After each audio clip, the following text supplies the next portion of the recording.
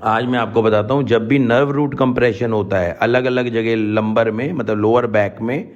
जितनी भी intervertebral disc हैं उनकी वजह से जब भी नर्व रूट कंप्रेशन होता है तो क्या क्या सिम्टम्स आते हैं अलग अलग नर्व रूट कंप्रेशन के अंदर।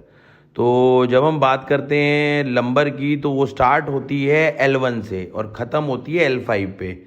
तो पहले मैं बात करूंगा आपको D12 और L1 के बीच में जो इंटरवर्टिब्रल डिस्क है, जब वो दबाती है किसी नर्व रूट को तो उससे जो कंप्रेशन क्रिएट होता है वो कंप्रेशन क्रिएट होता है L1 नर्व रूट का।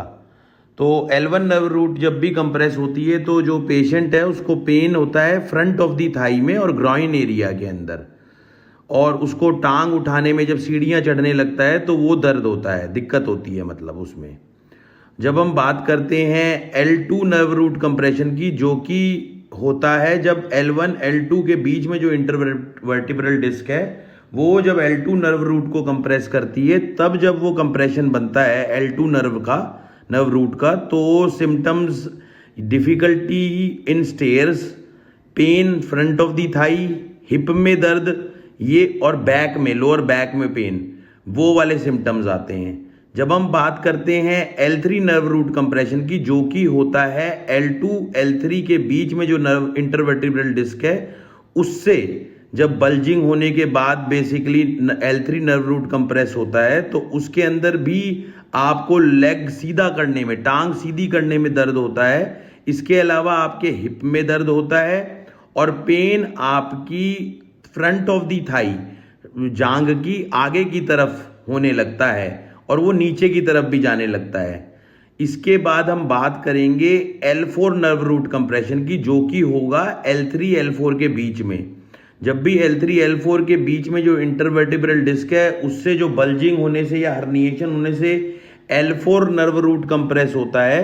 तो सेम उसमें भी यही दिक्कत आती है जो L3 में आती है, जिसमें कि आपके टांग सीधी करने में दर्द होता है,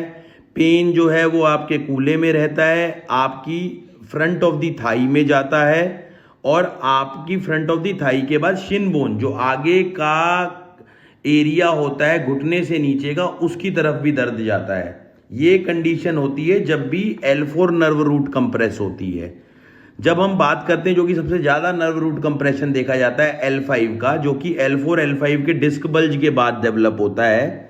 तो या डिस्क हर्निएशन के बाद डेवलप होता है, तो उसमें जो L5 नर्व रूट कंप्रेस होती है तो ये पेन जो है वो आपके कूल्हे में भी रहता है, आपकी थाई की पिछले हिस्से, नीचे के पीछे के हिस्से की तरफ भी दर्द होता है, काफ में भी पेन होता है और पैर के तले में भी पेन होता है। बट वो पैर के तले में जो पेन आता है वो अंदर की तरफ, जो पैर है, दो पैरों के आमने सामने वाली जो एरिया है उस तरफ पेन आता है। और जब हम बात करते हैं finally S1 nerve root compression की, जो कि होता है L5 S1 के डिस्क बल्ज या डिस्क हर्निएशन से डेवलप, जिसमें कि S1 नर्व रूट कंप्रेस होती है, तो उसके अंदर जो पेन चलता है वो कूल्हे से चलते हुए, जांघ से होते हुए, पिंडली को पार करते हुए आपके पैरों में आगे की तरफ, पंजों की तरफ जाता है। और वो जो कंप्रेशन बन के जो ये दर्द निकलता है वो आपकी साइड्स में, जो आपके पैर का पंजा जब आप रखते हैं तो उसकी जो बाहरी एरिया होता है उसमें जाके पेन पहुंचता है। जैसे कि L5 में क्या हो रहा था कि अंदर की तरफ पैर के दर्द हो रहा था, S1 में क्या होता है, पैर जो पंजा रखा उसकी बाहरी तरफ पेन होना शुरू होता है। तो ये कंडीशन होती है जब अलग अलग नर्व रूट कंप्रेस होती हैं।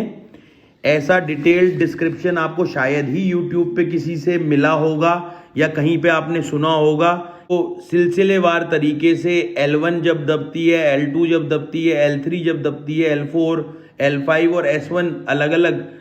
एरियाज में जब भी कंप्रेशन डेवलप होता है इन सब एरियाज में, तो क्या कंडीशन बनती है।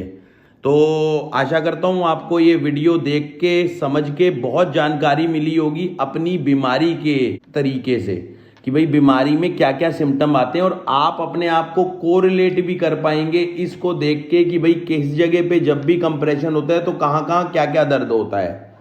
तो उसके बाद इलाज की बात करें तो इलाज तो आपको हम हमेशा से बोलते हैं एक ही है, और वो है न्यूरोट्रॉन मशीन और मेडिसिन का कॉम्बिनेशन।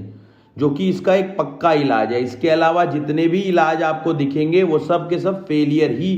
पोजीशन पे पहुंचाते हैं, आपको रिजल्ट नहीं मिलता उनका, पैसा और समय दोनों वेस्ट होता जाता है और कंडीशन दिन प्रतिदिन